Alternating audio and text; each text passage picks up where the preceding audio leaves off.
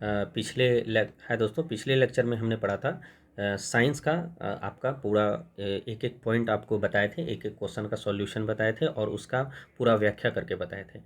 भले लेट लगता है, समय लगता है, लेकिन आपका एक एक क्वेश्चन क्लियर होता है। तो आज आप लोग का सेट नंबर 4 है और ये जीके का है। तो शुरू करते हैं बिना किसी देरी के। तो निम्नलिखित किस अधिनियम द्वारा भारतीय विधान परिषद को बजट पर चर्चा। देखिए, अंग्रेज ना राज करता था और ना कुछ ही मतलब धीरे धीरे विकास हुआ हमारा। कांग्रेस का स्थापना हुआ तो धीरे धीरे क्या हुआ कि हम लोग सत्ता लेना चाहते थे, क्योंकि हम लोग को देश को आज़ाद करना था। किससे? ब्रिटेन से।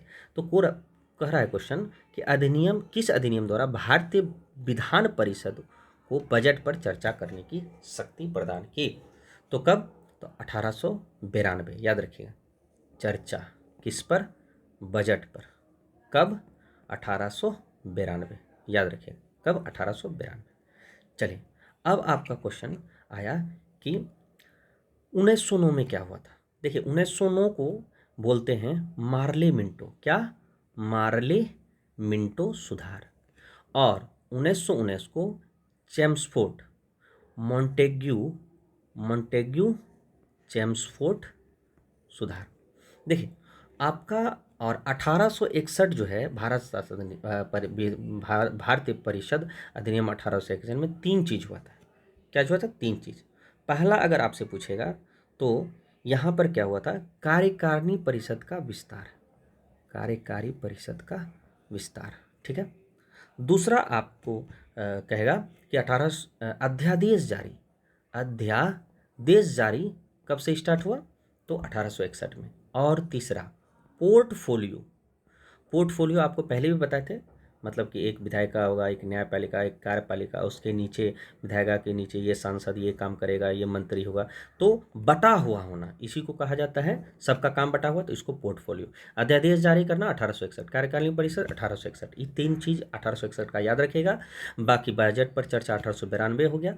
1909 मार्ले मिंटो मेन था ना, मुसलमान को पृथक निर्वाचन। यही जो है ना देश विभाजन का सबसे बड़ा कारण ये भी है कि मार्ले मिंटो सुधार में मुसलमान को जब पृथक निर्वाचन दे दिया था तो इससे क्या होता है, भारत की हिंदू जनता जो है भड़क गई थी। तो भारतीय परिषद अधिनियम क्या है?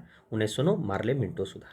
1919 में क्या हुआ था? देखिए, 1919 का सबसे मेन याद रखिएगा, द्विसदनात्मक व्यवस्था। और दूसरा दूसरा क्या? केंद्र प्रांत में द्वैध शासन। प्रांत में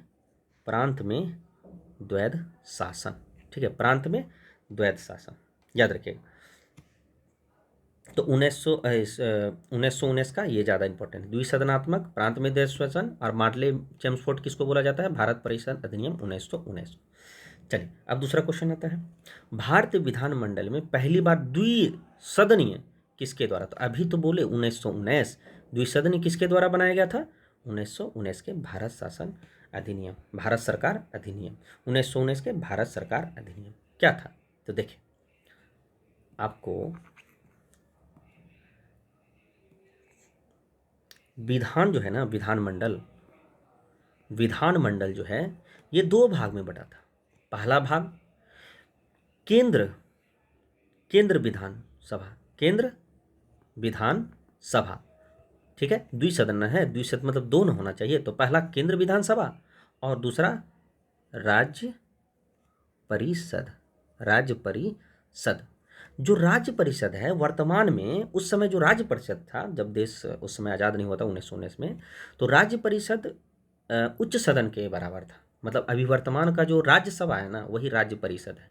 अब केंद्र विधानसभा जो है ना, केंद्र से विधानसभा, वो लोकसभा, जो वर्तमान में अभी लोकसभा है, वही केंद्र विधानसभा के बराबर है। तो याद रखिएगा, तो द्विसदनीय अगर बोलेगा तो 1919, याद रखिएगा 1919।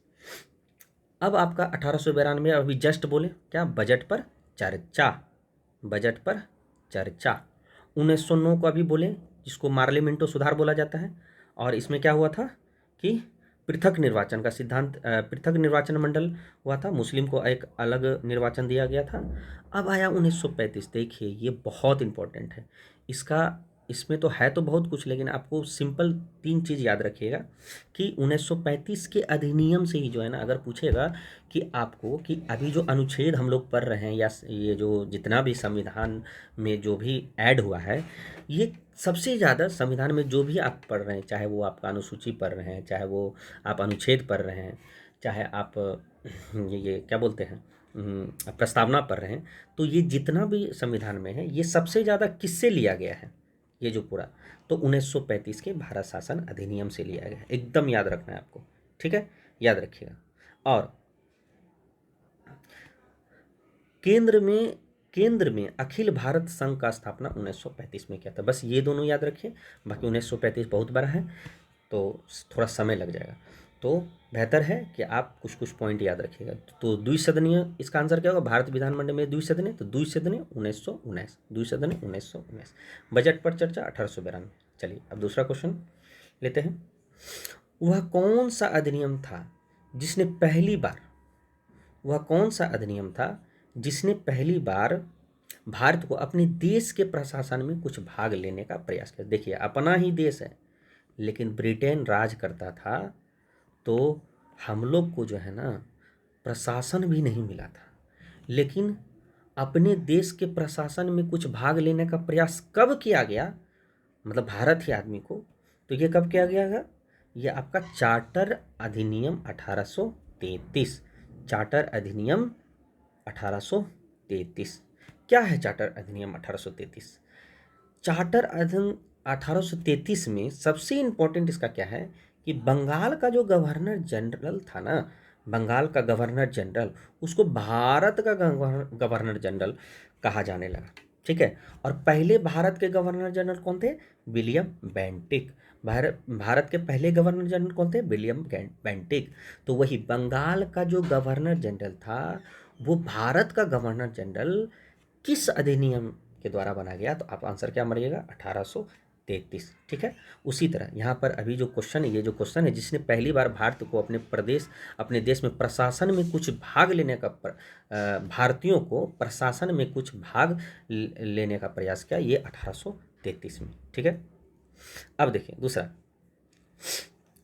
अब आपका क्वेश्चन है कि चार्टर अधिनियम 1853। क्या है चार्टर अधिनियम 1853? ये आपका चार्टर अधिनियम 1853,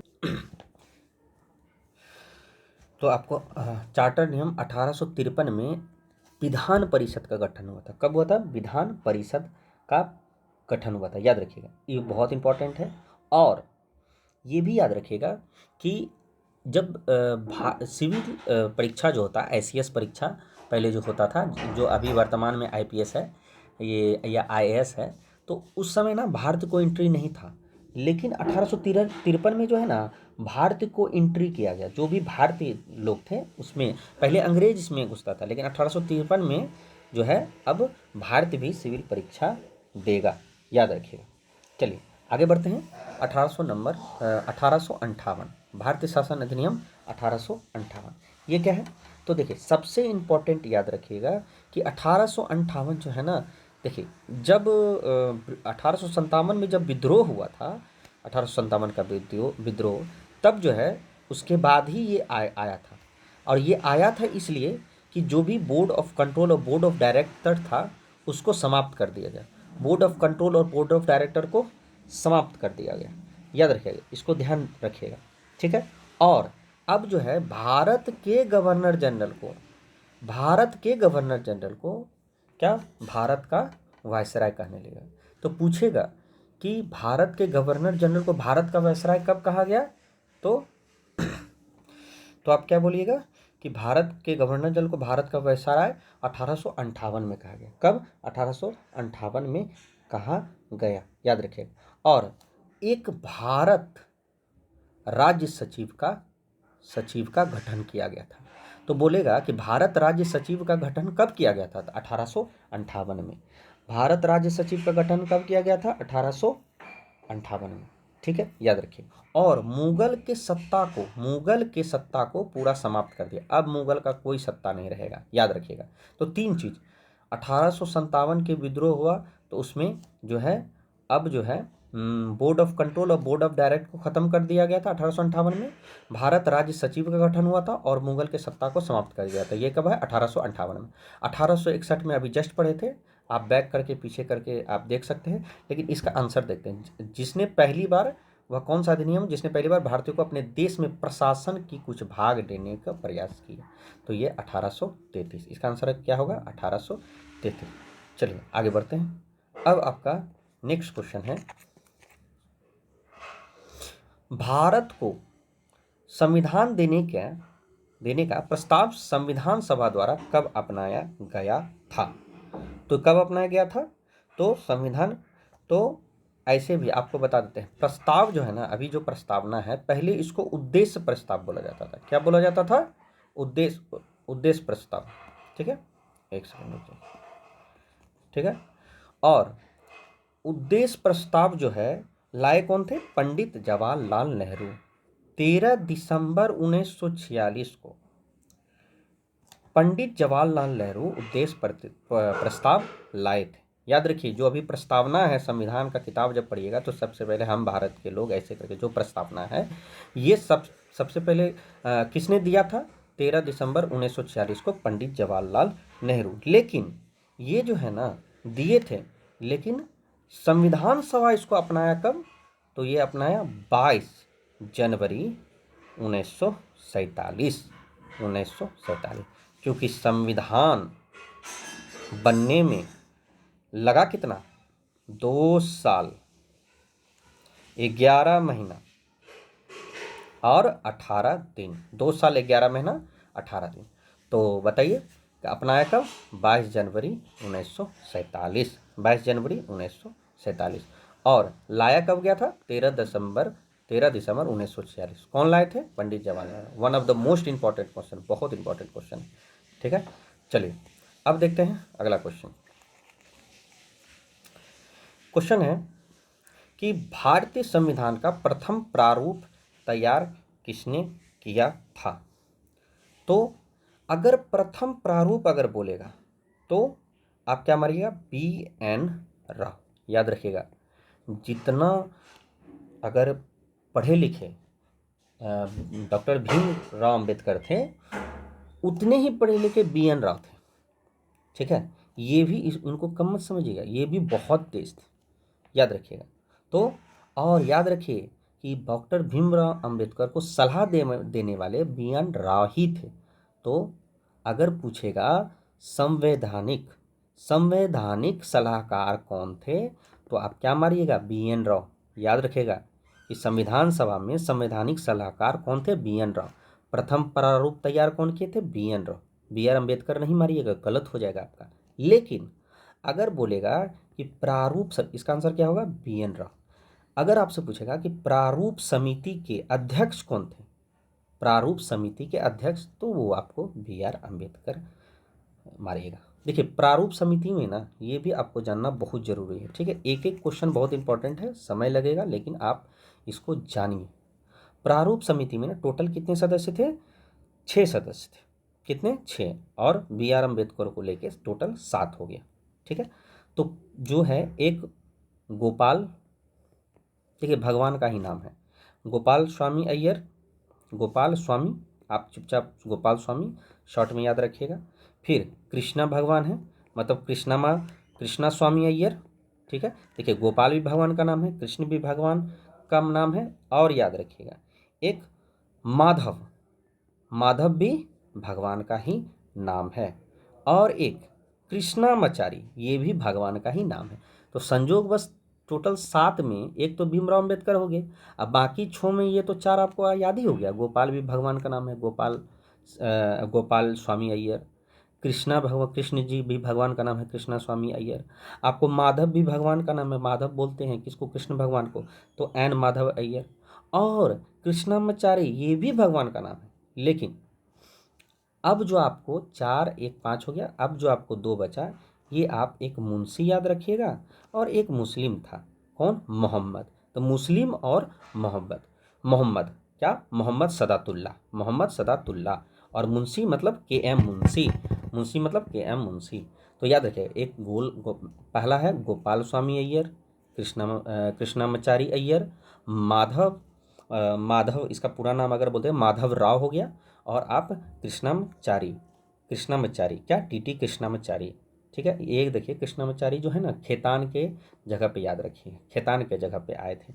अब माधव जो है ना मित्तर के जगह पे आए थे, बीएल मित्तल, क्योंकि बीएल मित्तल जब उनका देहांत हो गया था तो माधव जी आए, और टीपी खेतान जब मरे थे उसमें कृष्णामाचारी आए। तो टोटल 7 गो है। तो पहले देखिए भीमराव अम्बेडकर हो गया एक, दूसरा गोपाल, तीसरा कृष्ण, चौथा माधव, पांचवा कृष्णामाचारी, और 6-7 में मोसे है। कौन? मुंशी और मोहम्मद सदातुल्ला। पूरा नाम याद नहीं रखना है, बस ट्रिक याद रखिएगा, छोटा छोटा चीज। ठीक है, चलिए आगे बढ़ते हैं। अब आपका क्वेश्चन है कि संविधान सभा द्वारा स्थापित मौलिक अधिकार और अल्पसंख्यक हेतु सलाहकार समिति कौन था? देखिए ये आपका एक पूरा आपका डाटा है। आपका डाटा क्या है कि समिति है, उसके अध्यक्ष। अगर आपको सिर्फ मौलिक अधिकार और अल्पसंख्यक सिर्फ बोलेगा, मौलिक अधिकार और अल्पसंख्यक बोलेगा या बहिष्कृत क्षेत्र बोलेगा, तो आप क्या मारिएगा? सरदार पटेल। क्या मारिएगा? सरदार पटेल। एकदम याद रखना, ठीक है, याद रखना है आपको। तो सिर्फ मौलिक अधिकार लिखा है, ठीक है, सिर्फ आपका मौलिक अधिकार लिखा है, एक सेकंड, सिर्फ आपका मौलिक अधिकार और अल्पसंख्यक लिखा है, तब सरदार पटेल। लेकिन आपको मौलिक अधिकार उप लिखा जाएगा या अल्पसंख्यक उप लिखा जाएगा, अल्पसंख्यक उप समिति लिखा जाएगा या मौलिक अधिकार उप समिति लिखा जाएगा, तब आप क्या मारिएगा? तो ध्यान से रखिएगा। तब अगर मौलिक अधिकार उप समिति बोलेगा तो आप मारिएगा कृपलानी। क्या मारिएगा? कृपलानी। ध्यान से, बहुत इंपॉर्टेंट है। अगर मौलिक अधिकार यहाँ उप लिखा रहता, मौलिक अधिकार उप समिति लिखा रहता, तो आप कृपा लानी मारते। क्या? कृपा लानी, मतलब जेबी कृपलानी।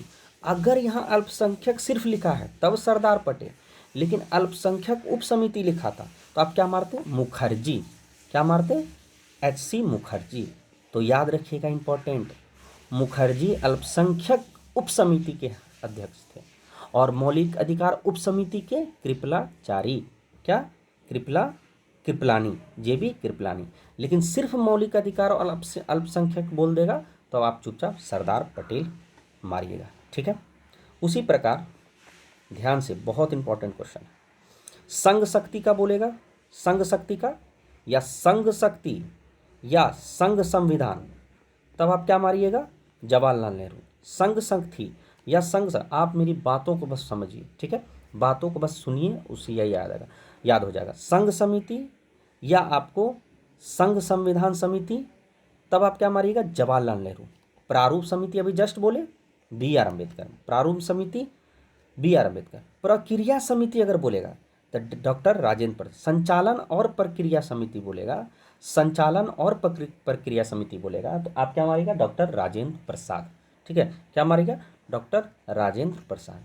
तो आपका आंसर ये क्या हो जाएगा कि मौलिक अधिकार और अल्पसंख्यक हेतु सलाहकार समिति, तो आप क्या मारिएगा? सरदार पटेल। चलिए ठीक है, किस वाद के फैसले में सर्वोच्च न्यायालय ने सर्वप्रथम यह घोषित किया कि उद्देश्य का संविधान का हिस्सा नहीं है? देखिए आपको एक बार और ये क्वेश्चन ये रिपीट हुआ है तो आपको बोले कि नहीं है, नहीं है, नहीं है, बार बार ये बोल रहा है। कौन? सर्वोच्च न्यायालय सर्वप्रथम उद्देश्य का संविधान का नहीं है, नहीं है, नहीं है, संविधान का अंग नहीं है। तो ये कौन बोल रहा है? बेरूबारी। याद रखिए, लेकिन आपको बता देते हैं कि उद्देश्य का संविधान का अंग है। ये कौन बोला था? केशवानंद भारती। लेकिन नहीं कौन बोला था? बेरूबारी समिति। कौन बोला था? बेरूबारी। याद रखिए, बेरूबारी 1960 में और केशवानंद भारती 1973 में। याद रखिएगा, एकदम ध्यान से। चलिए आगे बढ़ते हैं। याद रखिएगा, यहाँ नहीं बोला है तो बेरूबारी। अगर यहाँ बोलता या आपको देखिए मूल सिद्धांत, क्या मूल सिद्धांत अगर लिखता या मूल संरचना को प्रभावित ना हो, तब आप केशवानंद भारती मारिएगा, ठीक है। चलिए आगे बढ़ते हैं। अब आपका क्वेश्चन आ गया कि भारत के संविधान का के उद्देश्य में आर्थिक न्याय का उपबंध निम्नलिखित में किसमें किया गया है। देखिए आर्थिक न्याय जो है ना, ये आपका अनुच्छेद 38 में जो है ना किया गया है, जिसमें राज्य का कल्याणकारी का बात क्या है। राज्य के लोक कल्याणकारी राज्य का जो सामाजिक आर्थिक या राजनीतिक न्याय जो दे रहा है, यह अनुच्छेद 38 में दिया है। तो ये किस में है, एक तो उद्देशिका में भी आपको सामाजिक आर्थिक और राजनीतिक न्याय का बात करता है, तो उद्देशिका तो है ही इसमें। लेकिन आपको देखिए अनुच्छेद 38 जो है ना 35 से 51 के बीच में है, और अनुच्छेद 35 से 51 क्या कहता है, डीपीएसपी, इसको इंग्लिश में directive principle of state policy बोला जाता है, और हिंदी में इसको क्या बोलते हैं, राज्य के नीति निर्देशक तत्व। कौन, 35 से लेके 51 के बीच में, और 35 और 51 भी, तो उसके बीच में 38 आता है। तो 38 में भी ये आर्थिक न्याय का बात कर रहा है, तो इसका मतलब दोनों आंसर होगा, उद्देशिका और राज्य के नीति निर्देशक तत्व, तो आंसर बी हो जाएगा। चलिए अब देखते हैं। अब आपका क्वेश्चन नंबर 9, क्वेश्चन नंबर 9 क्या है कि भारत के नया राज्य सृजित करने वाले विधेयक को पारित होने के लिए अनिवार्य क्या है। देखिए भारत में अगर नया राज्य बना है तो ठीक है, 2/3 का जरूरत नहीं है, 2/3 का जरूरत नहीं है नया राज्य बनाना है, या 2/3 का जरूरत बिल्कुल नहीं है, हमेशा साधारण बहुमत का जरूरत होता है, ठीक है। कितना का जरूरत होता है, साधारण बहुमत। और देखिए नया राज्य जब आपको बनाना है तो अनुच्छेद 3 में चेंज होगा, ठीक है। अनुच्छेद 3 में, अनुच्छेद 2 जो है ना, ये आपको बोलता है कि कोई जैसे बांग्लादेश का कोई राज्य हम ले लिए, कोई विदेश से कोई राज्य हम ले लेते हैं ना, वो अनुच्छेद 2 होता है। लेकिन राज्य में ही अगर राज्य का अपना ही राज्य में, जैसे कि तेलंगाना बना तो हैदराबाद से हट के, ये क्या बोलते हैं, आंध्र प्रदेश का हट के बना, और नाम भी चेंज हो रहा है, जैसे कि अभी केरलम नाम हो गया केरला का, तो ये सब अनुच्छेद 3 करवाता है, ठीक है। एक नया राज्य का सृजन मतलब अपने ही राज्य में, तो अनुच्छेद 3। लेकिन आपको क्या बोल रहा है कि कैसे होता है, तो भाई संसद में साधारण बहुमत द्वारा, संसद में साधारण बहुमत। देखिए साधारण बहुमत के लिए ना, देखिए जैसे कि नागरिक संबंधित कोई भी प्रावधान है, या आपका राज्य का निर्माण होगा, याद रखिए ये सब क्या है, साधारण बहुमत के द्वारा होता है, ठीक है। देखिए जो भी आपका धन विधेयक हो ना, तो धन विधेयक मतलब वित्त विधेयक या आपका धन विधेयक है, और तो ये सब आपका 2/3 बहुमत से होता है। चलिए आगे बढ़ते हैं। 10 नंबर, यदि भारत संघ में एक नया राज्य का सृजन किया जाना है तो संविधान के किस अनुसूची को संशोधन किया जाए। देखिए सब प्रथम अनुसूची जो है ना, देखिए एसपी की शपथ लेकर राज्यसभा प्रतिनिधि अनुसूचित अनुसूचित क्षेत्र तथा वहाँ के जनजाति, फिर दल बदलना भूल गए, और फिर 11-12 मतलब कि आपको पहले कौन है, पंचायत, उसके बाद नगर पालिका। 11-12 क्या है, 11 का पंचायत। तो देखिए ये क्या होता है ना, जब आपको थ्योरी सब्जेक्ट पढ़ाएंगे तब आपको ये ट्रिक बताएंगे, पूरा आपको जो है आपको संविधान बहुत अच्छा से करवाएंगे। लेकिन अभी फ़िलहाल आपको क्वेश्चन का डिस्कशन हो रहा है, तो बस याद रखिएगा कि हम आपको एक बार पॉज करके एक बार सुनिएगा ध्यान से। एसपी की शपथ लेकर राज्यसभा प्रतिनिधि, 4 नंबर, अनुसूचित क्षेत्र तथा वहाँ के जनजाति की शक्ति, फिर 8 शक्ति, और फिर दल बदलना 10 होगा, 8 और 9 याद रखिएगा, 8 और 9, ठीक है। नियम है, 9 में नियम है और 8 में जो है भाषा। तो एसपी की शपथ लेकर राज्यसभा प्रतिनिधि अनुसूचित जाति या क्षेत्र चल दिए, वहाँ की शक्ति और भाषा, ठीक है, वहाँ की शक्ति और भाषा को देख दल बदलना भूल गए। तो ये आपका ट्रिक है, अभी उतना ज़्यादा जानकारी नहीं, बस आप सुनिए, ठीक है। तो ध्यान देखिएगा। तो एसपी मतलब एस से स्टेट, पी से पैसा, तो स्टेट मतलब राज्य, तो राज्य का सृजन होगा तो पहली अनुसूची, प्रथम अनुसूची। देखिए SP की शपथ, शपथ जो लेता है ना वो अनुसूची 3 में। स्टेट है मतलब राज्य का सृजन, अनुसूची 1 में। पैसा का बात कर रहा है मतलब धन का बात कर रहा है तो अनुसूची 2 में। राज्यसभा प्रतिनिधि का बात करेगा तो अनुसूची 4 में, ठीक है। अनुसूचित क्षेत्र का बात करेगा तो अनुसूची 5 में, ठीक है। और जनजातीय क्षेत्र जिसमें आसाम, मेघालय, त्रिपुरा, मिजोरम है तो ये सब छठा अनुसूची में होगा, ठीक है। याद रखिएगा छठा अनुसूची स्पेशल MATM, इसमें मणिपुर नहीं होगा। M से मिजोरम, A से आसाम, T से त्रिपुरा और M से मेघालय। मणिपुर नहीं होगा, याद रखिएगा। छठी अनुसूची में जनजातीय क्षेत्र में सिर्फ ये 4 हैं, ठीक है। चलिए अब 5वीं अनुसूची तो आपको जस्ट अभी बोले, 5वीं में अनुसूचित क्षेत्र बस, और छठा जो है अनुसूचित जनजाति क्षेत्र है, लेकिन 5वां जो है अनुसूचित क्षेत्र है, ठीक है। चलिए अब आगे बढ़ते हैं क्वेश्चन नंबर 11, ठीक है। क्वेश्चन नंबर 11 क्या है? निम्नलिखित में कौन नागरिकता के अर्जन हेतु शर्तों का नियत करने के लिए सक्षम है? देखिए नागरिकता जो है ना ये देने वाला एक ही आदमी है, वो है सांसद, ठीक है। याद रखिएगा सांसद ही नागरिकता तय करता है। 2003 के संशोधन के बाद भारत नागरिकता देखिए 1 से लेके 5 तक आपका क्या है, ये है राज्य, लेकिन सॉरी 1 से 4 तक आपका क्या है, राज्य, और 5 से 11 तक है आपका नागरिकता, नागरिकता, ठीक है। अब 12 से आपका 12 से 34 तक 35 क्या है आपका, ये मौलिक अधिकार, क्या है, मौलिक अधिकार, ठीक है। ये आपको 12 से 35 अनुच्छेद बोल रहे हैं। 1 से 4 अनुच्छेद राज्य के बारे में बोलते हैं, जो भी है राज्य का बात। 5 से 11 नागरिकता, 12 से 35 मौलिक अधिकार, ठीक है। चलिए 2003 अब ये क्वेश्चन देखते हैं।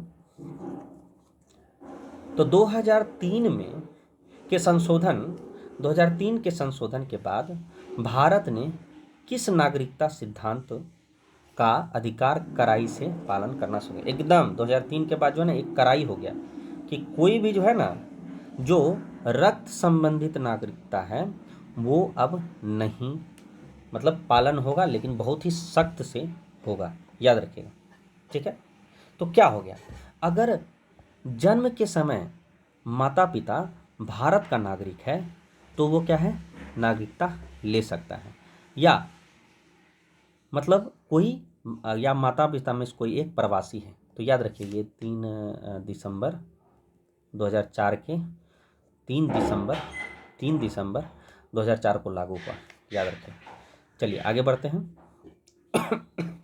नागरिकता संशोधन नियम सबसे पहले 1955 में आया, उसके बाद जो है ना 2003 में इसको क्या बोला कि कड़ाई करा, कब, रक्त संबंधित नागरिकता पर बहुत कड़ाई किया गया, ठीक है, क्योंकि बेवजह कोई भी नागरिकता ले सकता था भारत का, तो ये गलत बात है ना।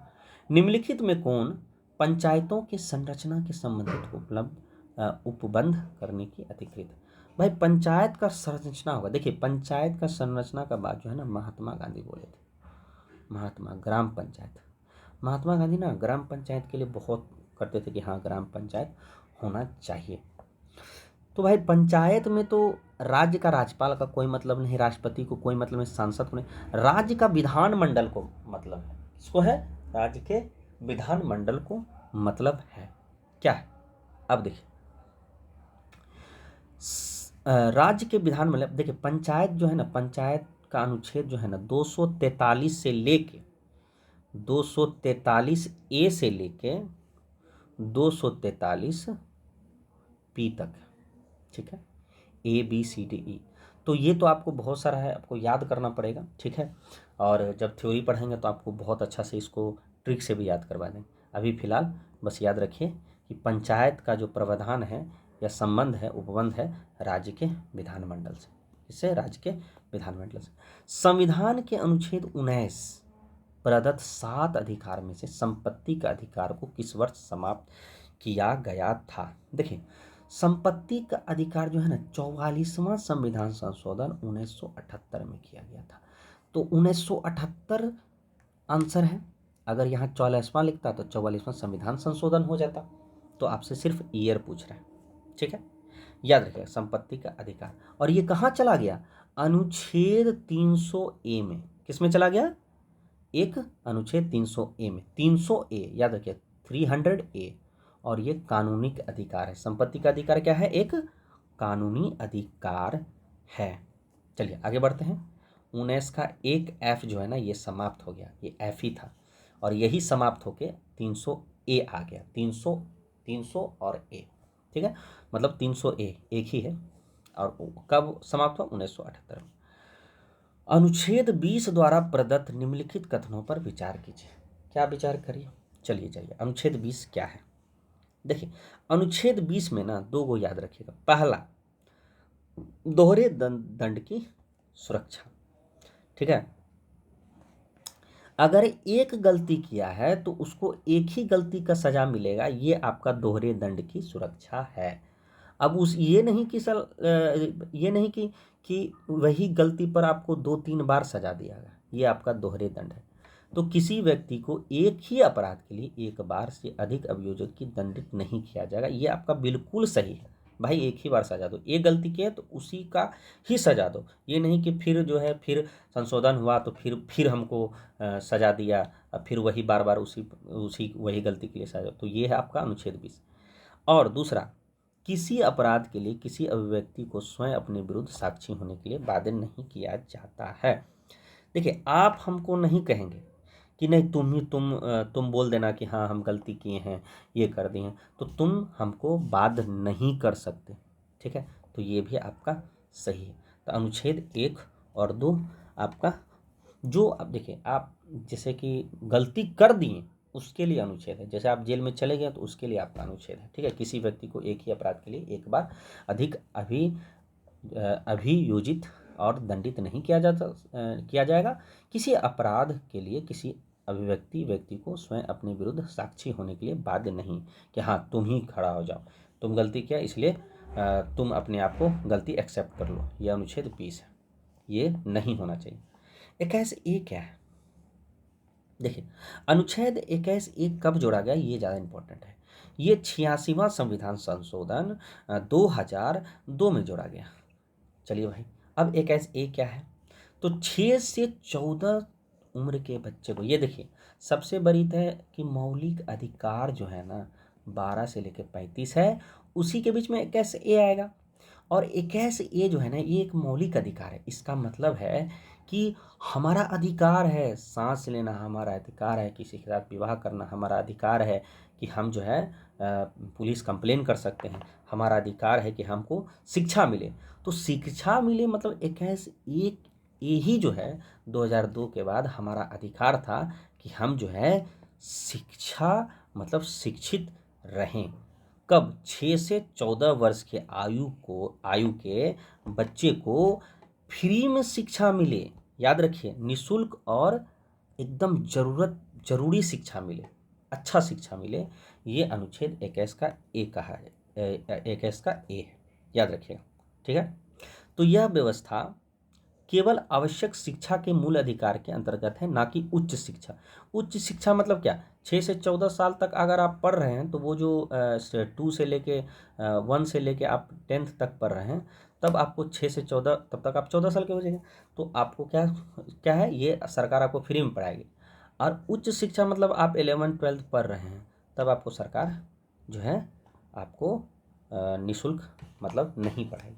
तो यहाँ उच्च शिक्षा के शब्द दर में नहीं है, ये आपका 1 से लेके 10 तक का है। तो ये सही है। और 86वां संविधान संशोधन 2002 में आया है, तो ये भी आपका सही है। तो आंसर क्या होगा, 1 और 2। चलिए देखते हैं क्वेश्चन। मूल संविधान में राष्ट्रीय आपातकाल 352, देखिए 3 है आपातकाल, ये बहुत इंपॉर्टेंट क्वेश्चन है। पहला 352, दूसरा 354 और तीसरा 360। ये होता है आपका राष्ट्रीय आपातकाल, मतलब कि देश में जो पूरे देश में लगेगा ये।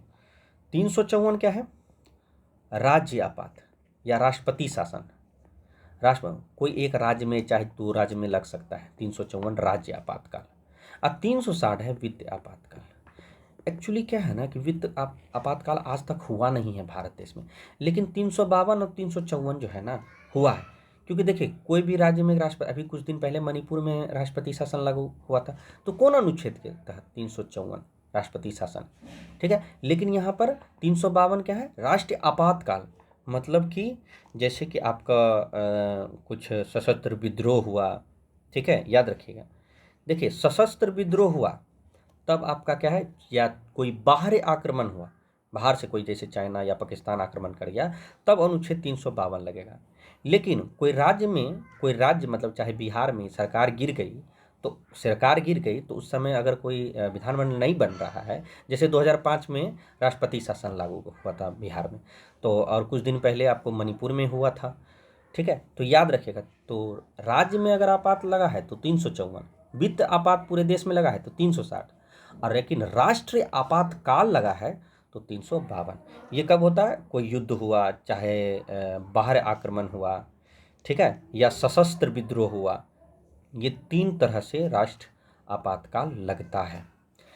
तो सशस्त्र विद्रोह पहले उस समय नहीं था मूल संविधान में। सशस्त्र विद्रोह के जगह पर आंतरिक अशांति था, सशस्त्र विद्रोह के जगह पे आंतरिक अशांति था। तो सरकार ने 44वां संविधान संशोधन 1978 के तहत क्या किया, आंतरिक अशांति को हटा के क्या लाया, सशस्त्र विद्रोह। क्या लाया, सशस्त्र विद्रोह। तो क्वेश्चन वही पूछ रहा है कि राष्ट्रीय आपातकाल की उद्घोषणा के लिए सशस्त्र विद्रोह शब्द से पहले कौन शब्द उल्लेख था, तो क्या था, आंतरिक अशांति। क्या था, आंतरिक अशांति। और ये कब आया, 44वां संविधान संशोधन। कब आया, 44वां संविधान संशोधन। तो इसका आंसर क्या होगा, आंतरिक अशांति, ठीक है। चलिए अब आते हैं क्वेश्चन करना। भारतीय संविधान में आपातकाल के समय मूल अधिकार के स्थगन के से संबंधित प्रावधान किस देश से संविधान से लिया गया। देखिए आपातकाल जब भी कुछ आएगा, आपातकाल कोई भी आपातकाल लगा हो, चुपचाप आंख मूंद के उस समय देखिए आपातकाल लाया गया है जर्मनी के संविधान, जर्मनी के वाइमर संविधान से। तो जर्मनी का जो आपातकाल सिद्धांत था उसमें ये बोला गया था कि मूल अधिकार को समाप्त करना है। तो यहाँ भारत में भी, भारत से हम लोग जर्मनी से लिए हैं आपातकाल सिद्धांत, तो आंसर क्या होगा, जर्मनी से लिए हैं तो जर्मनी होगा, ठीक है, याद रखिएगा। अब देखिए क्वेश्चन क्या है, अनुच्छेद 58 में उल्लिखित अर्हताओं के अनुसार भारत के राष्ट्रपति के रूप में निर्वाचित होने के लिए किस व्यक्ति को निम्न में से कौन सी शर्तें पूरी होनी चाहिए। देखिए आपको राष्ट्रपति बनना है, अनुच्छेद 58 में बोल रहा है राष्ट्रपति बनना है, तो आप कैसे बनिएगा, मतलब निर्वाचन कैसे होता है राष्ट्रपति का, क्या शर्तें चाहिए। तो देखिए पहले बात तो आपको राष्ट्रपति बनना है तो भारत का नागरिक बनना होगा। उसके बाद आपको 35 वर्ष उम्र हो जाना चाहिए, ठीक है, और आप लोकसभा के सदस्य के रूप में चुने गए होंगे। याद रखिए राष्ट्रपति बनने के लिए भारत का नागरिक होना चाहिए पहला, दूसरा 35 वर्ष होना चाहिए, तीसरा लोकसभा में आप सदस्य चुने जाने के लिए योग्य हैं, मतलब योग्य हैं, जरूरी नहीं है लोग, मतलब लोकसभा में जो योग्य होता है, लोकसभा में जो सदस्य बनता है उसके योग्य आपका होना चाहिए। और चौथा कोई भी लाभ, कोई भी सरकारी नौकरी आप नहीं कर रहे हैं, याद रखिए कोई भी सरकारी नौकरी नहीं कर रहे हैं, ठीक है, और कोई भी राज्य का एमएलए आप नहीं बन सकते, मतलब आप एमएलए नहीं होना चाहिए आपको। तो ये 4-5 शर्त हैं। तो देखते हैं इसमें क्या होगा। उसे 30 वर्ष की आयु, ये बल 30 जहाँ लिखा है वहाँ हटाइए, 30 जहाँ लिखा है वहाँ हटाइए। क्वेश्चन बनाने का सबसे अच्छा तरीका यही होता है कि जो गलत है पहले उसको छाटिए। उसे किसी भी लाभ के पद में नहीं होना चाहिए, हाँ बिल्कुल सही। उसे कम से कम 10 वर्ष का सांस नहीं, अनुभव तो अनुभव कुछ नहीं है, ये सब आपको ये सब बोले, आपको बोले हैं उसे केवल भारत का नागरिक होना चाहिए, हाँ भाई भारत का नागरिक, और क्या लोकसभा के सदस्य निर्वाचन होना चाहिए, हाँ अभी आपको बोले थे कि लोकसभा के सदस्य के निर्वाचन के जैसा योग्यता होना चाहिए। तो आंसर क्या होगा, बी। याद रखिए राष्ट्रपति को बनने के लिए ये सब होना चाहिए, 35 वर्ष होना चाहिए, ये ज़्यादा इंपॉर्टेंट है, ठीक है। 20 नंबर, राष्ट्रपति के कार्यकारी शक्तियों के संबंध में निम्नलिखित में से कौन सा कथन सही है? तो राष्ट्रपति के कार्यकारी शक्तियों के संबंध में निम्नलिखित में कौन सा कथन सही है? तो देखिए, प्रधानमंत्री की नियुक्ति संसद द्वारा होता है। देखिए सर, ये तो बिल्कुल गलत है। प्रधानमंत्री की नियुक्ति संसद द्वारा नहीं होता है। तो प्रधानमंत्री की नियुक्ति आपको क्या, चुनाव होता है। ठीक है, याद रखिएगा, चुनाव होता है। और अब देखिए, अन्य मंत्रियों की नियुक्ति राष्ट्रपति द्वारा प्रधानमंत्री की सलाह पर होता है। हाँ, ये सही है, राष्ट्रपति ही चुनता है लेकिन प्रधानमंत्री की सलाह पर। तो ये तो 100% सही है।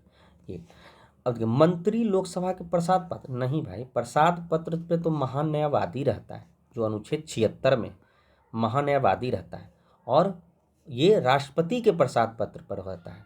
महान्यायवादी किसके प्रसाद पत्र, मतलब किसके, मतलब महान्यायवादी चेला रहता है किसका, राष्ट्रपति का।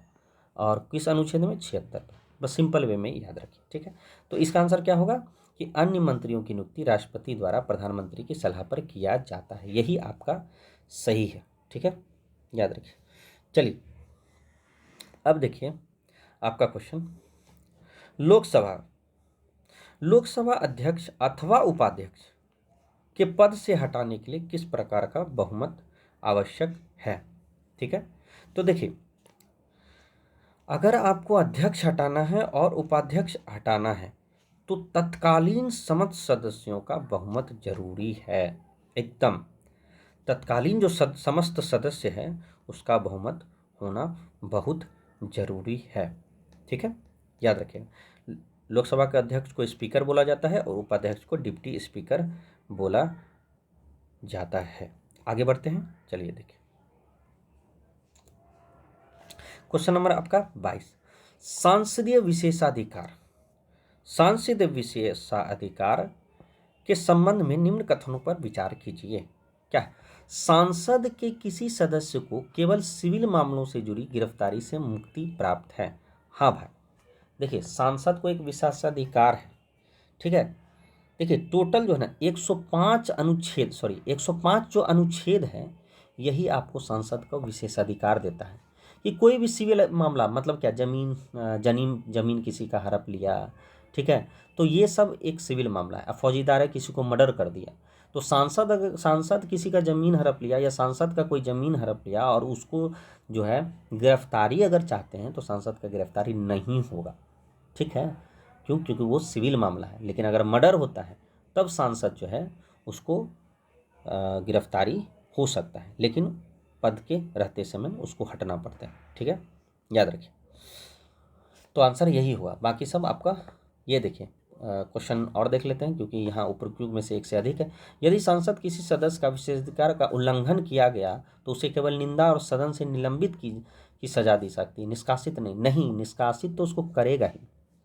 अगर उल्लंघन करेगा विशेषाधिकार का तो उसको सदस्य उस सांसद को हटा दिया जाएगा। सांसद मतलब देखिए, जो भी है लोकसभा में या राज्यसभा में जो भी सांसद है वो, जैसे कि मोदी जी हुए, चाहे आपको राघव चड्ढा हुआ, आपको ये क्या बोलते हैं, जो भी सांसद में लोकसभा में जो भी है, ठीक है, राजनाथ सिंह हुए, अमित शाह हुए, ठीक है, सदन को अपनी अवमानना और विशेषाधिकार हनन के मामले में किसी भी व्यक्ति को जेल भेजने का अधिकार है और यह शक्ति न्याय पुनर्विवेचन से स्वतंत्रता है। ठीक है, याद रखिएगा, ये नहीं है, किसी को भी जेल भेज नहीं सकते। ठीक है, चलिए आगे देखते हैं। तदर्थ राज्य में अनुसूचित जनजाति के लिए लोकसभा में सीटें आरक्षित है। तो बताइए, किस राज्य के अनुसूचित जनजाति के लिए लोकसभा सीट आरक्षण है? तो ये देखिए आंसर क्या होगा इसका, बी। क्या होगा, बी। याद रखिए, मेघालय, इसको आप याद रख लीजिएगा। चलिए देखिए, और कितना टोटल सीट है, टोटल 2। याद रखिए, तदर्थ किस राज्य के अनुसूचित जनजाति के लिए लोकसभा सीट क्या है, आरक्षित है? तो आप क्या बोलिएगा, मेघालय। चलिए आगे बढ़ते हैं।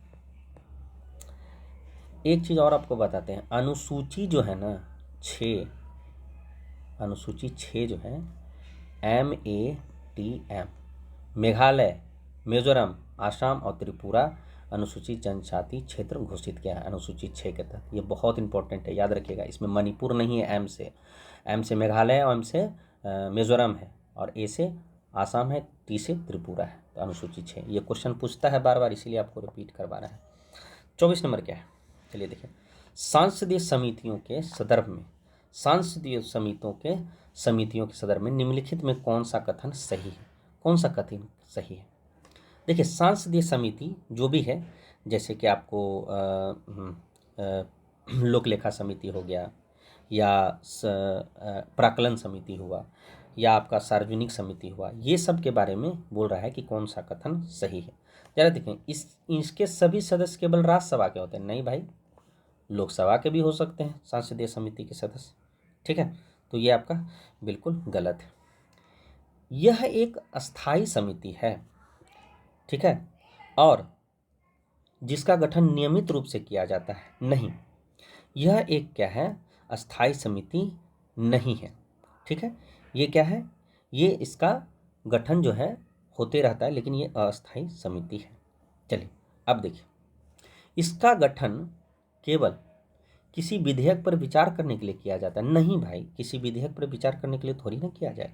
ठीक है, विशेष विधेयक के विचार करने के लिए किया जाए, अन्य किसी मामले के लिए नहीं, और सब मामले के लिए भी। अब डी नंबर देखिए क्या है, क्योंकि ये तीनों गलत हो गया तो डी ही आंसर सही होगा। क्या है, इसका गठन किसी विशिष्ट उद्देश्य के लिए किया जाता है, एकदम विशेष उद्देश्य के लिए, और कार्य पूरा होने पर इसका अस्तित्व समाप्त हो जाता है। हाँ, कार्य पूरा होने पर इसका अस्तित्व समाप्त हो जाता है। तो आंसर क्या होगा इसका? Option number D.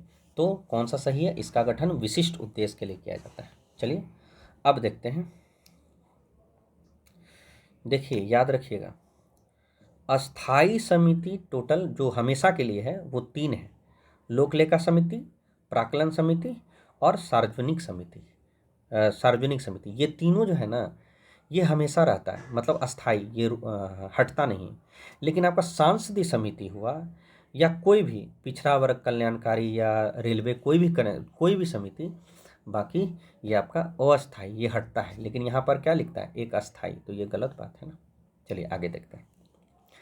किस समिति की सिफारिश पर मौलिक कर्तव्य को संविधान में शामिल किया गया तथा उन्हें जोड़ा गया, तब उनकी संख्या कितनी थी?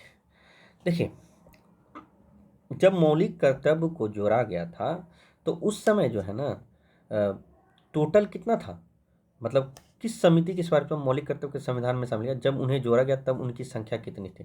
तो तब उनकी संख्या कितनी थी? 10। देखिए, मौलिक कर्तव्य, मौलिक अधिकार नहीं, मौलिक कर्तव्य किस संविधान से, कहाँ से लिया गया है? तो ये याद रखिएगा, ये आपको रूस से लिया गया। कहाँ से? रूस से। मौलिक कर्तव्य कहाँ से लिया गया है? ये आपका रूस से लिया गया। और टोटल मौलिक कर्तव्य जब संविधान बना था उस समय टोटल 10 मौलिक कर्तव्य था, लेकिन आपका 86वां संविधान संशोधन 2002 में 11 एक और जोड़ दिया गया। वो कौन था? जो शिक्षा का अधिकार, शिक्षा वाला। तो 11वां में क्या था? शिक्षा, निःशुल्क शिक्षा। हर एक माँ बाप का कर्तव्य है कि अपने बेटे को शिक्षा दे। ये आपका 11वां मौलिक कर्तव्य है। ठीक है, और ये किस अनुच्छेद के अंतर्गत है? ये 51 के को में है। तो मौलिक कर्तव्य किस अनुच्छेद में है? 51 के को में। टोटल कितना मौलिक कर्तव्य है? टोटल 11 मौलिक कर्तव्य है वर्तमान में, लेकिन संविधान जब बना था 1947 में, तब आपको टोटल 10 मौलिक कर्तव्य था। ठीक है, चलिए आगे बढ़ते हैं। अब आपका क्वेश्चन है कि आपका 26 नंबर क्या है कि भारतीय संविधान में नागरिकता, देखिए 51 के को जो जब जोड़ा गया था वो 42वां संविधान संशोधन 1976 में जोड़ा गया था, याद रखिएगा। 51 का को जो जोड़ा गया वो 42वां संविधान 1976, लेकिन मौलिक कर्तव्य में जो 11वां जो जोड़ा गया, मतलब एक और जोड़ा गया, वो 86वां संविधान संशोधन 2002 में। याद रखिएगा, ध्यान से सुनिएगा, पहला क्वेश्चन कि मौलिक कर्तव्य कब जोड़ा गया था? 42वां संविधान संशोधन 1976, लेकिन टोटल उस समय कितना था 10 गो। लेकिन आपसे ये पूछा गया कि मौलिक कर्तव्य में 11वां जो मौलिक कर्तव्य है वो कब जोड़ा गया था, वो क्या मारिएगा, 86वां संविधान संशोधन 2002। चलिए अब देखते हैं 26 क्या है। 26 नंबर है कि भारतीय संविधान की नागरिकता से संबंधित निम्नलिखित में से कौन सा मौलिक कर्तव्य निहित है। कौन सा मौलिक कर्तव्य निहित है। वंश के आधार पर नागरिकता की अनिवार्यता। देखिए, वंश के आधार पर नागरिकता की अनिवार्यता ये नहीं है। राज्य की नागरिकता और राष्ट्र की, देखिए नागरिकता तो कोई एक ही बार एक ही वो मिलता है, ये वो है राष्ट्र का होता है, तो ये तो बिल्कुल गलत है। ठीक है, देखिए नागरिकता एकल होता है। क्या होता है, एकल नागरिकता। तो आंसर ये तो 100% यही सही हो। ठीक है, अब आगे बढ़ते हैं। आपको नागरिकता 5 से 11 जो है ना आपका नागरिकता है। 5 से 11 क्या है, नागरिकता। और नागरिकता संशोधन कब हुआ था, 1955। 1955 एक बार, और उसके बाद कब हुआ था, 2003। ठीक है, अभी फिलहाल 2019 में भी संशोधन हुआ है। ठीक है, चलिए अब 27 नंबर क्वेश्चन देखते हैं। ठीक है, 27 नंबर है कि नागरिकता अधिनियम जो है 1955 के तहत निम्नलिखित में कौन सी प्रक्रिया द्वारा भारतीय नागरिकता प्राप्त नहीं किया गया था। तो देखिए संपत्ति जो लेते हैं ना, संपत्ति अगर देखिए ब्रिटेन में क्या है ना कि पैसा दीजिए और नागरिकता पाइए। इसलिए जो भी चोर है, चाहे नीरव मोदी, चाहे आपका माल्या है, ये सब क्या है, ब्रिटेन में रह रहा है, इंग्लैंड में रह रहा है, क्या पैसा दे के नागरिकता खरीदता है। तो भारत में ये सब काम नहीं होता, संपत्ति अधिग्रहण द्वारा नागरिकता ये नहीं है। ठीक है, बाकी वंश है, देशीकरण है, पंजीकरण है, ये सब से नागरिकता मिल जाता है। चलिए आगे बढ़ते हैं। 28 नंबर है कि लोकसभा के राज्यवार सीटों में आवंटन वर्ष 1971। देखिए लोकसभा में जो है ना सीट जो मिल रहा है, सीट जो है टोटल, वो 1971 की जनगणना पर आधारित है। याद रखिएगा 1971। लेकिन ये जो सीट है आधारित तो 1971 पर है, लेकिन ये कब तक रहेगा, 2026 तक। कब तक रहेगा, 2026 तक। तो ये कौन सा संविधान संशोधन के तहत किया गया था, 84वां संविधान संशोधन 2001। ये मोस्ट इंपॉर्टेंट क्वेश्चन ये आपको पूछेगा कि 84वां संविधान संशोधन 2001 के तहत 1971 में जो जनगणना किए थे, लोकसभा जो सीट का जो आवंटन हुआ वो कब तक रहेगा, तो 2026 तक। आगे बढ़ा जाए। ठीक है, अब देखिए 28 नंबर हो गया, आपको 29 नंबर। टोटल आपका 1 घंटा का वीडियो बनेगा। जितना भी क्वेश्चन हुआ फिर जो बचेगा वो आपको सेकेंड सेशन में, क्योंकि एक एक क्वेश्चन का आपका व्याख्या हो रहा है, एक एक क्वेश्चन को हम लोग देखते हैं। भारत की कार्यवाहक मुख्य न्यायाधीश की नियुक्ति कौन करता है। देखिए कार्यवाहक मुख्य न्यायाधीश, आपको अनुच्छेद 126 है ना, ये आपका अनुच्छेद 126, ये आर्टिकल 126 ये होता है कार्यवाहक मुख्य न्यायाधीश। तो देखिए मुख्य न्यायाधीश को जो नियुक्ति करता है वो राष्ट्रपति जरूर करता है। ठीक है, लेकिन किसके परामर्श से, मुख्य न्यायाधीश, भारत के मुख्य न्यायाधीश के परामर्श से। याद रखिएगा, भारत के मुख्य न्यायाधीश के परामर्श से राष्ट्रपति। राष्ट्रपति शासन अधिनियम कब लगाया गया था, शासन अधिनियम लगाया जा सकता है। तो देखिए राष्ट्रपति शासन जो है अधिकतम जो है 3 वर्ष तक ही लगाया जाता है राष्ट्रपति शासन। मतलब याद रखिएगा ये कौन अनुच्छेद बोल रहा है, 354 का बात बोल रहा है राष्ट्रपति शासन। देखिए राष्ट्र आपातकाल, ठीक है, राष्ट्र आपातकाल ये 352 है, लेकिन राष्ट्रपति शासन बोलेगा तो 354। और ये कब तक लगाया जाता है, मैक्सिमम कोई भी देखिए राज्य में लगता है, तो कोई भी कितना, 3 साल तक। याद रखिए 3 साल तक। अब देखिए तो आंसर क्या होगा, 3 साल। नीचे दी गई कथनों पे जिसमें एक से अधिक ए और दूसरा आर कहा गया है, क्या है ये दोनों में, जरा देखते हैं। वित्त आयोग के अध्यक्ष वो सदस्यों की योग्यता का निर्धारण भारत का राष्ट्रपति करता है। देखिए एक्चुअली क्या है ना कि इसका जो है ना अयोग्य मतलब अयोग्यता का निर्धारण राष्ट्रपति नहीं करता है। कौन नहीं करता है, राष्ट्रपति नहीं करता है। ये कौन करता है, सांसद करता है। कौन करता है, सांसद करता है। कौन करता है, सांसद करता है। इसको ध्यान दीजिएगा, एक सेकंड रुक जाइए।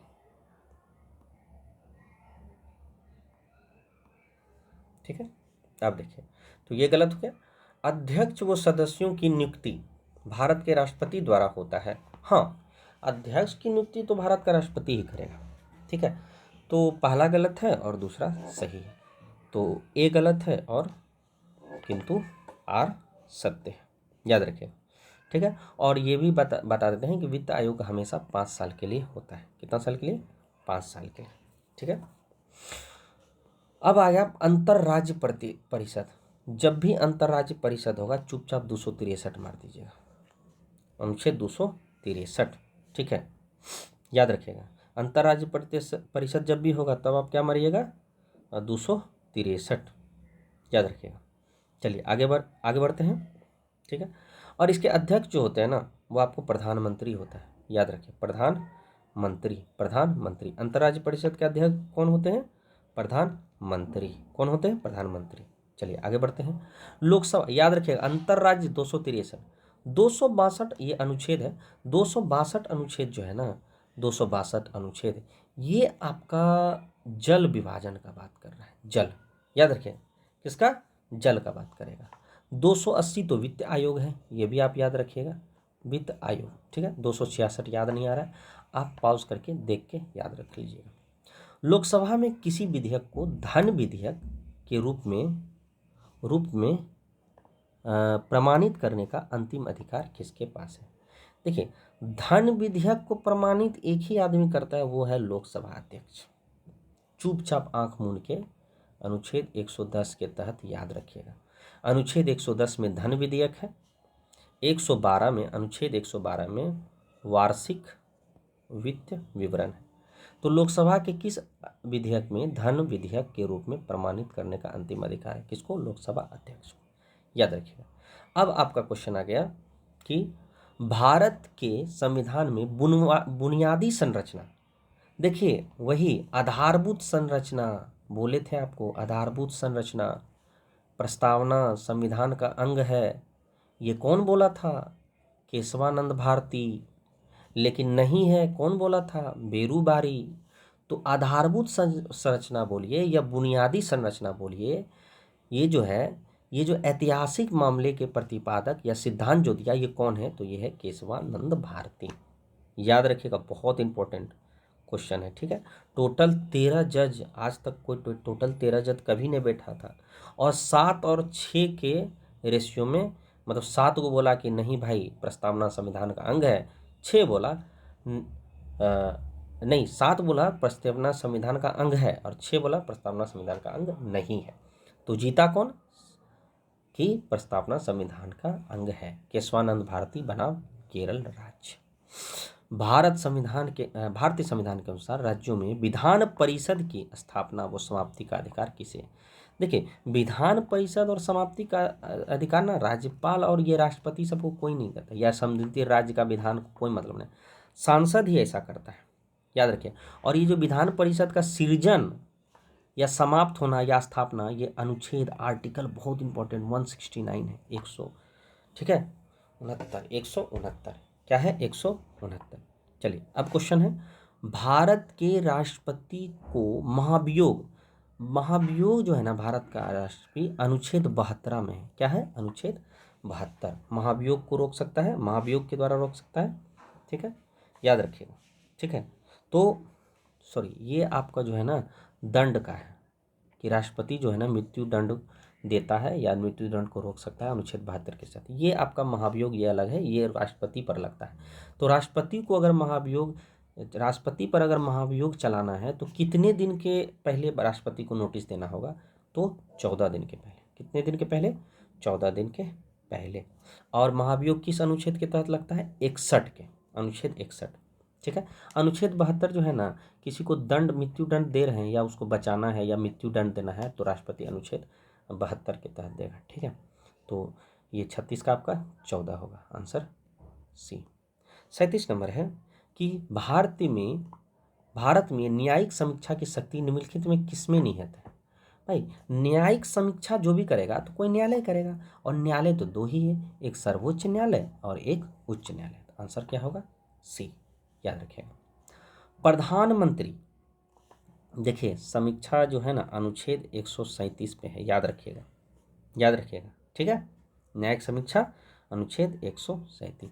और रीट जो जारी होता है वो रीट रीट जो जारी होता है वो अनुच्छेद 32 और 226, अनुच्छेद 32 और अनुच्छेद 226। 32 के तहत सुप्रीम कोर्ट मतलब सर्वोच्च न्यायालय करता है, और उच्च न्यायालय जो हो 226 के तहत करता है। प्रधानमंत्री सहित मंत्रिपरिषद में मंत्रियों की कुल संख्या लोकसभा के सदस्यों की कुल संख्या के कितने प्रतिशत अधिक नहीं होना चाहिए।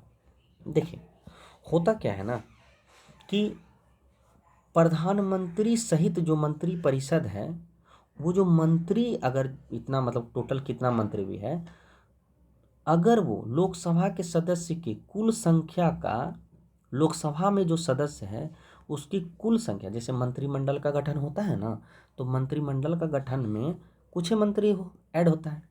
तो लोकसभा में अगर टोटल 545 अगर है, 545 याद रखिएगा, अगर 545 है टोटल, ऐसे तो 543 है, इसका जो है ना 545 का 15% ही आदमी क्या मंत्रिपरिषद में मंत्री बनेगा, ठीक है।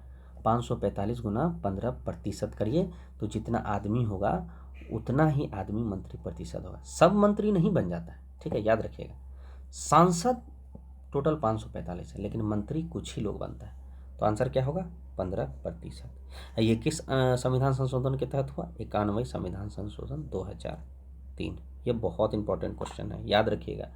हम आपको ये बोल रहे हैं टोटल लोकसभा सीट 545 है, मान लीजिए 545 है आदमी, उस 545 में टोटल 15% ही मंत्री बनेगा, याद रखिएगा। ऐसे आप निकाल दीजिए, मान लीजिए 15 पचे 75 70 कुछ मतलब 0.7, 500 15 पचे 75 75, अगर 500 है तब निम्नलिखित में से कौन भारत के धर्मनिरपेक्ष राज्य के रूप में वर्णित है।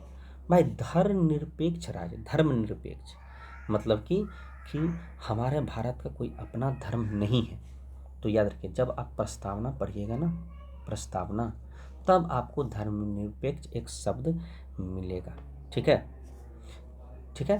तो ये कौन है, भारत का प्रस्तावना, संविधान की प्रस्तावना, ठीक है। चलिए अब देखें, लेकिन धर्मनिरपेक्ष को जो है ना पंथ निरपेक्ष कहा जाने लगा, पंथ निरपेक्ष। और ये पंथ निरपेक्ष कब कहा जाने लगा, तो 42वां संविधान संशोधन 1976, ये बहुत इंपॉर्टेंट है, ठीक है। और पहले संविधान जब आया था सबसे पहले तो उसमें धर्मनिरपेक्ष लिखा जाता था, लेकिन वही प्रस्तावना में, लेकिन अब क्या है इसको पंथ निरपेक्ष बोलने लगा। कब, 1976 में। भारतीय संविधान के में मतदान देने का अधिकार क्या है, कौन सा अनुच्छेद के तहत मतदान दिया जाता है, तो याद रखिएगा 326, क्या है 326, 18 वर्ष के उम्र हो जाना चाहिए हम लोग, ठीक है। तो 326 क्या है, मतदान देने का अधिकार।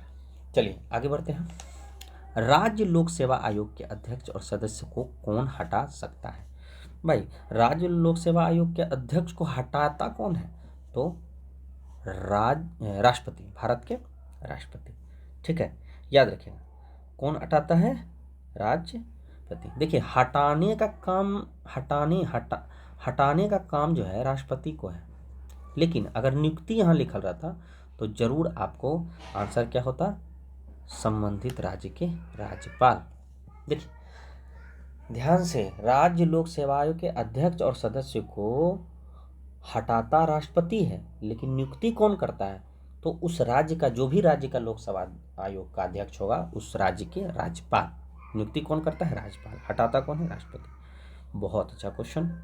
चलिए आगे क्वेश्चन है, भारत के उपराष्ट्रपति को पद से हटाने के प्रस्ताव सबसे पहले किस सदन में पेश किया गया।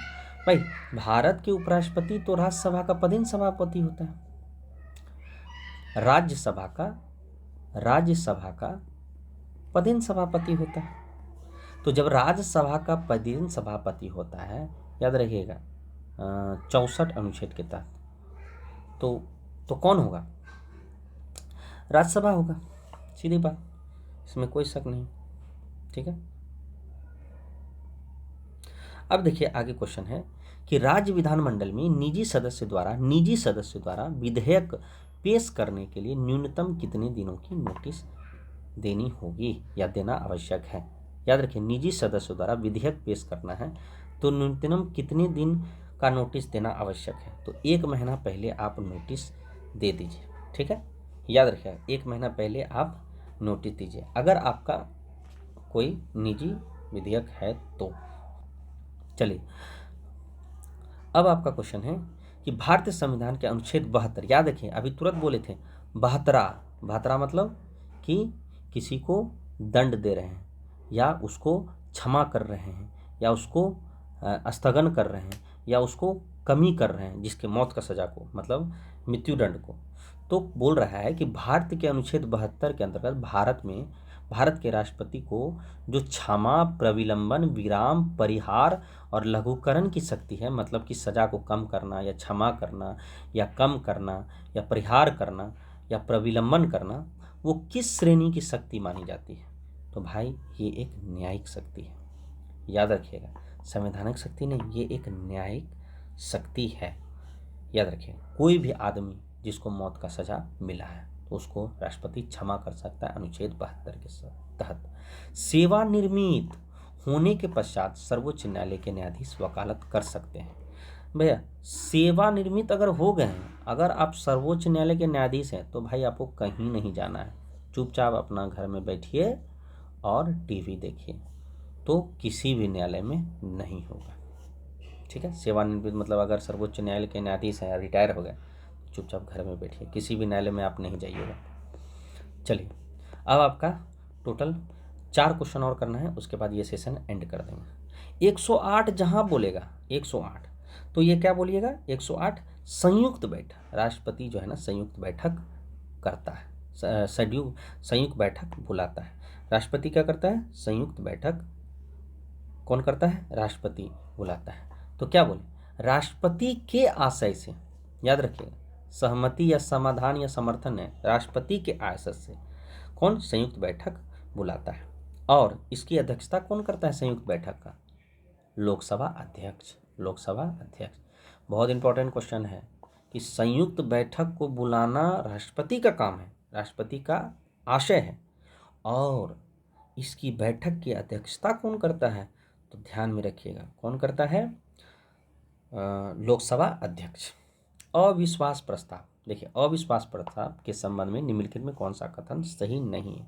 क्या है अविश्वास प्रस्ताव, तो सबसे पहले कि 15 अगस्त 2023 को तक 27 अविश्वास प्रस्ताव और 9 विश्वास प्रस्ताव रखे गए थे।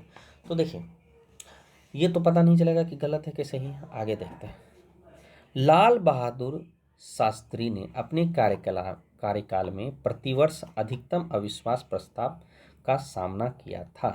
देखिए लाल बहादुर शास्त्री सबसे अधिक प्रस्ताव का सामना नहीं किए थे, ठीक है। याद रखिए कौन किए थे, तो ये आपके जो हैं ये मुझे याद नहीं है, तो अभी इसको भी छोड़िए। देखिए जो सदस्य अविश्वास प्रस्ताव रखना चाहता है उसे उसकी सूचना लिखित में लोकसभा स्पीकर को देनी होगी। हाँ ये तो बिल्कुल सही है, अविश्वास प्रस्ताव केवल लोकसभा में रखा जाता है। हाँ अविश्वास प्रस्ताव केवल लोकसभा में। देखिए ये सही है, ये सही है, ये दोनों में कन्फ्यूज़न है, लेकिन आप जो है इसको छोड़ दीजिए पर ध्यान, आप इसको देख के आप इसको टिक मारिएगा, ठीक है। अब आगे बढ़ते हैं।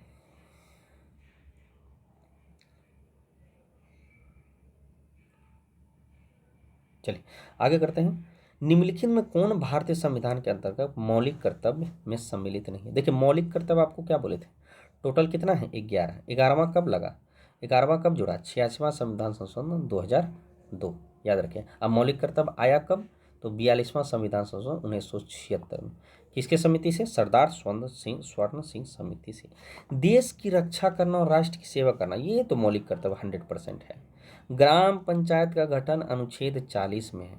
और आपको क्या बोले थे कि 36 से लेके 51 तक जो है आपका क्या है, ये आपका DPSP है, directive principle of state policy, और उसको हिंदी में नीति निर्देशक तत्व है। तो ये तो मौलिक कर्तव्य पूछ रहा है कौन है, और यहाँ तो नीति निर्देशक तत्व लिखा है, तो इसका मतलब इसका आंसर क्या हो जाएगा? नीति निर्देशक तत्व है ना ये ग्राम पंचायत का गठन, जो कि महात्मा गांधी चाहते थे ग्राम पंचायत का गठन अनुच्छेद से।